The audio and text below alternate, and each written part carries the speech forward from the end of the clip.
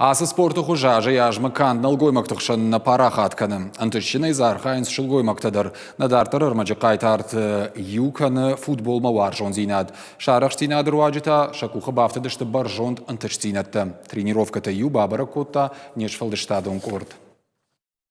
Асычыжыта футболай лапутев жардарна кажын. Сарагу наман тышчын шасаштанга шылта барагу армаштвала хижмакайтырнынц. Швангма тренировка тыдар нахмала утхоматаг наравай.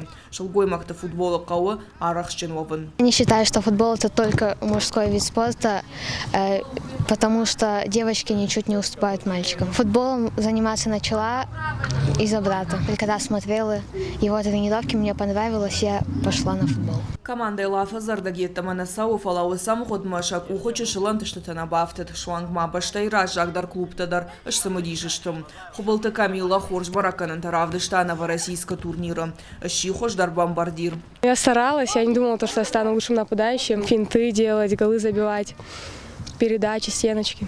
Академии карма гашкар хайрта корты каштар аштаука махиштар. Клуб шараштой ураши футболу садиша барзарт магашка. А под баштай дарараш саунс нугалах жон ерышта. Специалист Архайнс чужеторгом футбол мараждаханул. К ним особый подход нужен девочкам. И я вам скажу, вот за столь короткое время, 6-7 месяцев, они более обязательные, более дисциплинированные, скажу так, чем мальчики.